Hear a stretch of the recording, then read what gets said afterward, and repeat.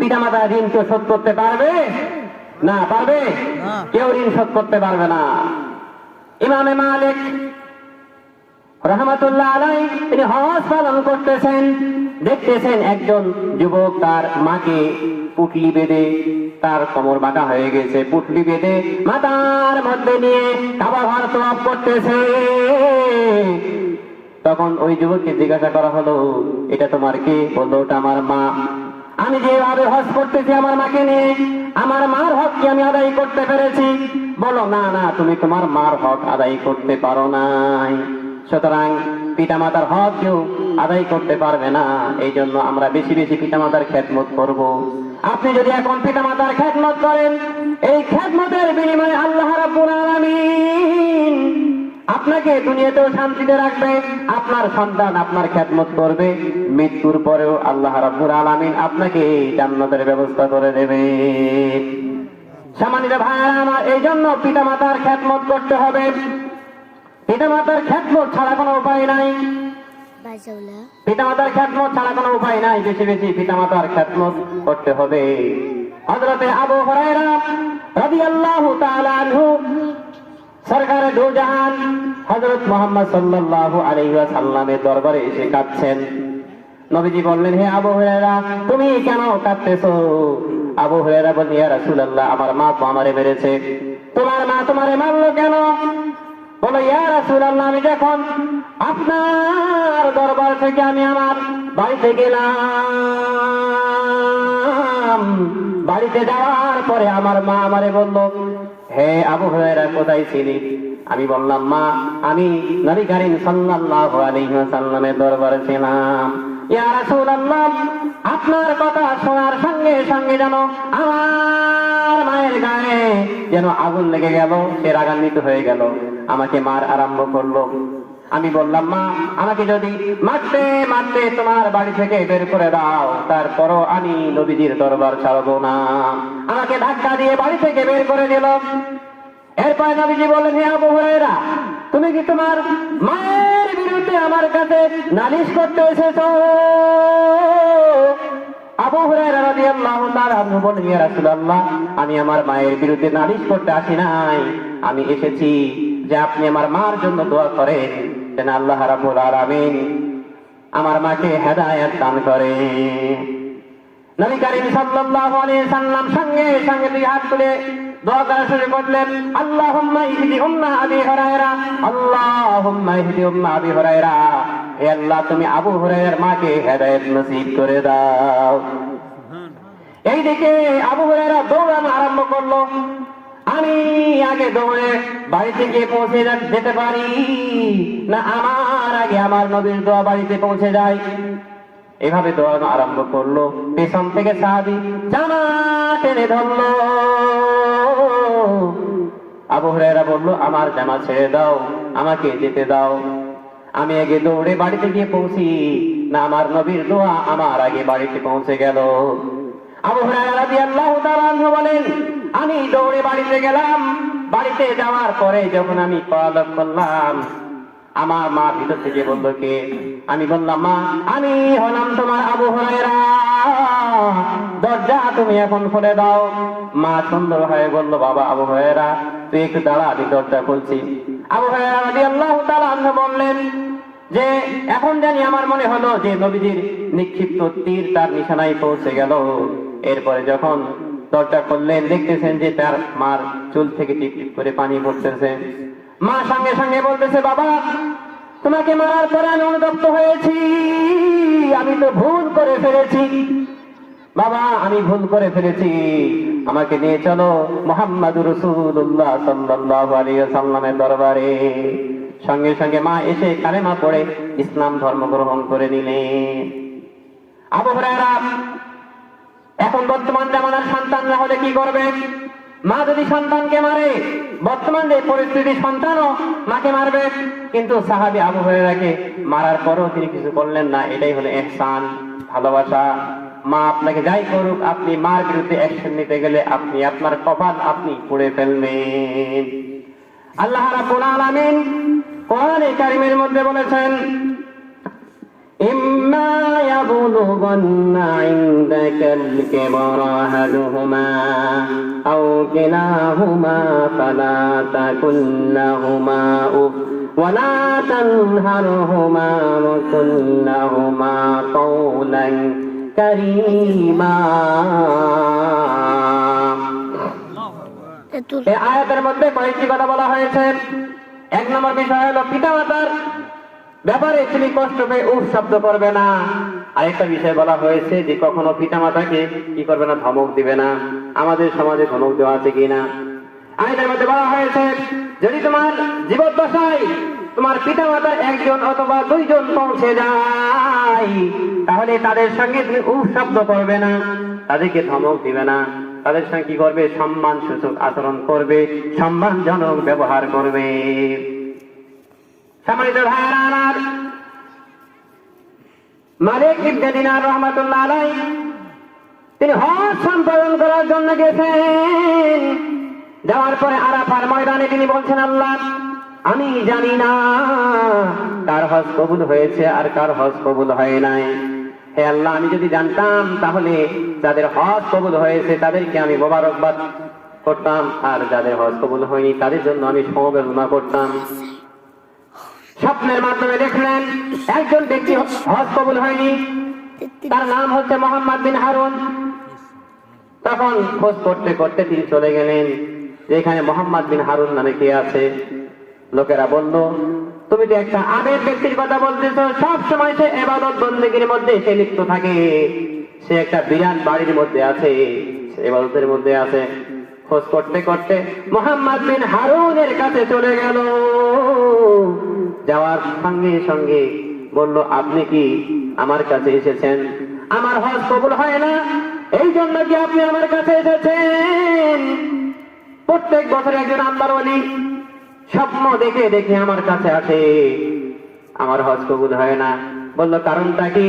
কারণ হলো আমি মদ পান করতাম, আমি হচ্ছে একজন মদ্যপ। প্রথম রমজানে আমি মদ পান করে যখন বাড়িতে আসলাম, আমার মা আমাকে তুচ্ছ তাচ্ছিল্য করলো, আমার সাথে একটু তুচ্ছ তাচ্ছিল্য করলো। আমি রাগ হয়ে আমার মাকে ধরে আগুনের মধ্যে ফেঁকে মারলাম, চুলার মধ্যে ফেঁকে মারলাম। এই চুলার মধ্যে থেকে মারার কারণে আমার মা অসন্তুষ্ট হয়ে গেল। আমার মা বলেছে যেন আল্লাহ করে জাহান্নামে নেয়, অসন্তুষ্ট হয়ে গেল। এই অসন্তুষ্ট হওয়ার কারণে আমার যখন মাতলামি ছুটে গেল, আমার স্ত্রী আমার ডেকে বলল, আপনি এটা কি করলেন? সঙ্গে সঙ্গে আমি আমার 2 হাত কেটে ফেললাম। 26টি গোলাম আজাদ করে দিলাম, 26টি গোলাম আজাদ করে দিলাম, দাসী আজাদ করলাম 26টি। এরপরও আমি আল্লাহর কাছে দোয়া করি, আল্লাহ আমার মাকে আমার উপরে সন্তুষ্ট করে দাও। এইভাবে আমি দোয়া করি। আমার কোনো হজ আল্লাহর কাছে কবুল হয় না। মাকে মারার পরও সে এত আল্লাহর ইবাদত করে। আজকে তো আমরা আল্লাহ ইবাদত দূরের কথা, পিতা মাতার সঙ্গে খারাপ আচরণ করি। সম্মানিত ভাইরা আমার, এরপরে মালিক ইবনে দিনার বলল, তুমি তো শুধু তোমার মাকে জ্বালাওনি, বরং পুরো দুনিয়াবাসীকে তুমি জ্বালিয়ে দিয়েছো। এই কথা বলার কারণে নবী করিম সাল্লাল্লাহু আলাইহি ওয়াসাল্লাম স্বপ্নের মধ্যে বললেন, হে মালিক ইবনে দিনার, তুমি কি মানুষকে নৈরাশ করতেছো? তুমি তারে জানায় দাও আল্লাহ তাআলা তারে মাফ করে দিয়েছেন। তারে কয়েকদিন দুনিয়ার দিন হিসাবে কয়েকদিন জাহান্নামের মধ্যে রাখা হবে, এরপরে তারে জান্নাতে দেওয়া হবে। যখন ঘুম ভেঙে গেল, মালিক ইবনে দিনার মোহাম্মদ বিন হারুনকে বললেন, হে মোহাম্মদ বিন হারুন, আল্লাহ তাআলা তোমারে মাফ করে দিয়েছেন। দুনিয়ার দিন হিসাবে তোমারে কয়েকদিন জাহান্নামের মধ্যে রাখা হবে, এরপরে এখান থেকে তোমারে জান্নাতে দেওয়া হবে। এই কথা শোনার সঙ্গে সঙ্গে মোহাম্মদ বিন হারুন ইন্তেকাল করলেন।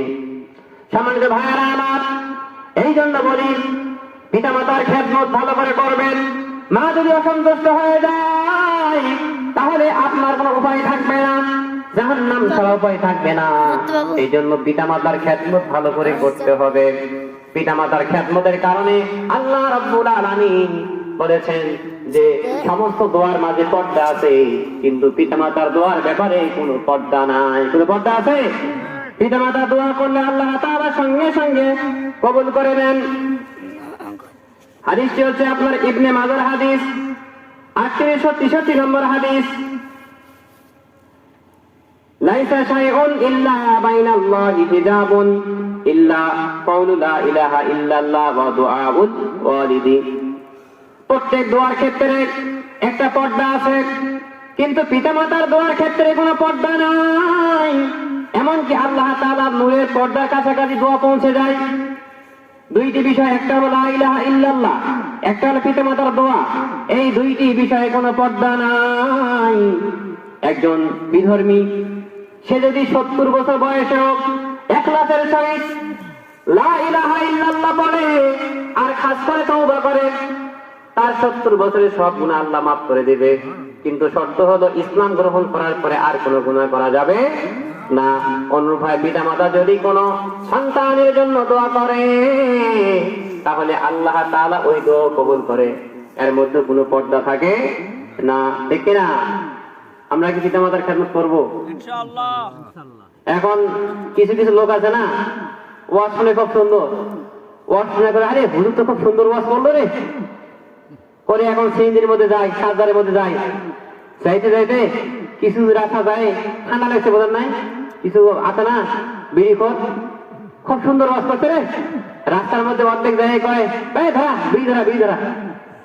যেই ওয়াজটা শুনলো ওটা মাহফিলে রেখে গেল। সুন্দর ওয়াজ করছে কিন্তু রাস্তার মাঝখানে কি কয় বিড়ি ধরা। লাভ আছে? তো আমরা যেটা শুনবো এটা আমল করতে হবে, ঠিক কিনা? আজকে আমার টপিকটা হলো পিতামাতা সম্পর্কে।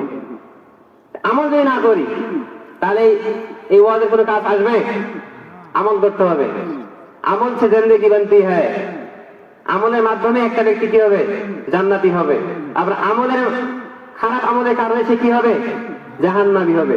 আমরা কি জান্নাতি হতে চাই না জাহান্নামী হতে চাই? জান্নাতি। জান্নাতি না জাহান্নামী? জান্নাতি। জান্নাতি হতে হলে কি করতে হবে?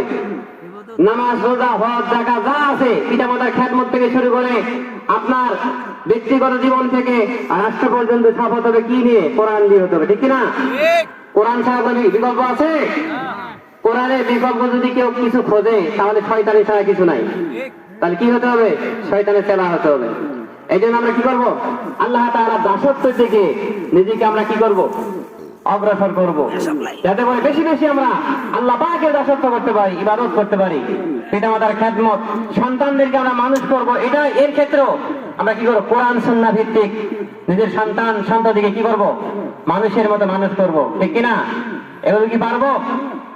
সম্মানিত ভাইরা আমার, একজন ড্রাইভার ঢাকা থেকে সে মমিনশাহী পর্যন্ত সে নাইট ডিউটি করে।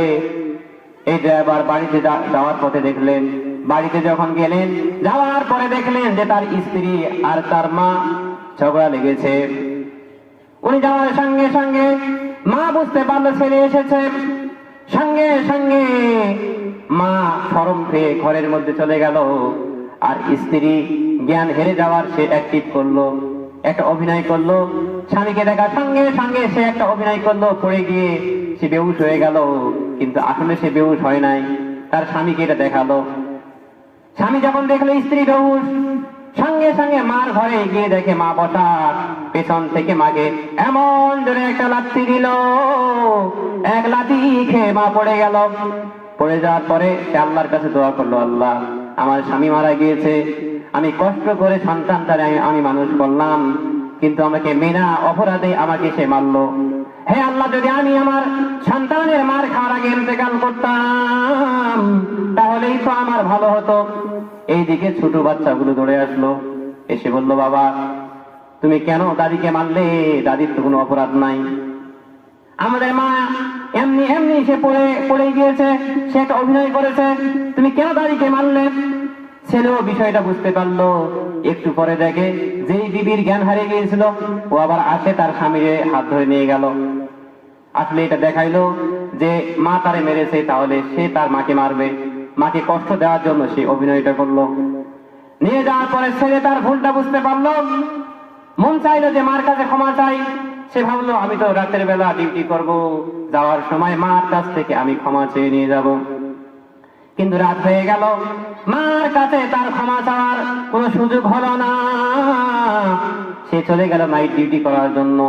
নাইট ডিউটি করতে গিয়ে গাড়ি চালাইতেছে, এমন সময় একটা পিকআপের সাথে অ্যাক্সিডেন্ট হয়ে গেল। যাওয়ার পরে দেখা গেল যে পিকআপের নিচে শুধু রক্তের বন্যা বয়ে যায়। মানুষেরা তাড়াতাড়ি করে আসলো, আসার পরে দেখলো এই রক্ত হলো সেই রক্ত যে পা দিয়ে মাকে লাথি দিয়েছিল, ওই পাটা অকাম হয়ে গিয়েছে, ওই পাটা আটকে গিয়ে ওই পা থেকে সেই রক্তগুলো বের হচ্ছে। এরপরে তারে তাড়াতাড়ি হাসপাতালে নিয়ে যাওয়া হলো। ডাক্তার ডিসিশন নিয়ে বললো যে এই পা আর হবে না, এই পাকে কেটে ফেলতে হবে। ওই পাকে কেটে ফেললো, এইদিকে সে বেহুশ হয়ে গিয়েছে। জ্ঞান ফেরার পরে দেখলেন তার কাছে স্ত্রী সন্তান কেউ নাই। তার কাছে যেই মেয়েটা তার ওই পার উপরে মাথা দিয়ে কান্না করতেছে, ওটা আর কেউ নাই, ওটা হলো তার গর্ভধারিণী মা। মা ওই পায়ের উপরে মাথা দিয়ে বলতেছে, আল্লাহ আমার সন্তান আমারে মেরেছে, আমি তো তারে বদদুয়া দেই নাই, তাহলে তুমি কেন যে পা দিয়ে আমারে মেরেছে আল্লাহ, এই পাটা তুমি কেন কেড়ে নিলে আল্লাহ? এই কথা মা বলছে, আর ওই কাটা পায়ের উপরে মাথা দিয়ে ডুকরে ডুকরে কাঁদতেছে। এইদিকে ছেলের জ্ঞান ফিরে গেল, দেখলো কাছে স্ত্রী নাই, সন্তান নাই। মাকে ডেকে বললো, মা পারুল কোথায়? বললো, বাবা সে আসতে পারে নাই। তুমি কিভাবে আসলে? মা বললো, আমি তোমার ছোট মামার সাহায্যে এখানে এসেছি। যেই বউয়ের কারণে পা হারালো, যে বউয়ের কারণে মাকে মারলো, সেই বউ এখন আসে নাই। আর মা কষ্ট করে ওই পঙ্গু ছেলের পায়ের উপরে মাথা দিয়ে আল্লাহর কাছে কাঁদতেছে যে আল্লাহ আমার ছেলের কেউ নাই, আমার কেউ নাই, তুমি কেন পাওয়াটা কেড়ে নিলে? আমি তো আমার ছেলের ব্যাপারে কোনো বদদুয়া দেইনি। সম্মানিত ভাইয়েরা, আমার বদদুয়া দেওয়া লাগে না, বদদুয়া এমনি এমনি আসে। মানুষ যদি কেউ কষ্ট পায়, মুখ ফুটে বদদুয়া দেওয়া লাগবে না। মন খারাপ করলেই আল্লাহ পাকের কাছে ওটা ধাক্কা খেয়ে যায়, এমনিতেই বদদুয়া হয়ে যায়। এরপরে দোয়াও আসে এভাবে। আপনি মানুষের এমন একটা কাজ করবেন, দোয়া চাওয়া লাগবে না। এই জন্য বসুন্ধরার মুফতি আব্দুর রহমান সাহেবকে বলা হতো, হুজুর আমাদের জন্য দোয়া করেন। তখন হুজুর বলতো, ভাইজান দোয়া কখনো চেয়ে আসে না, আপনি এমন একটা কাজ করবেন, এই কাজটা করার কারণে অন্তর থেকে দোয়া আসবে, এটাই হলো মেন দোয়া। আর সে আপনি আমার কাছে দোয়া চাইলেন, আমি বললাম ফি আমানি।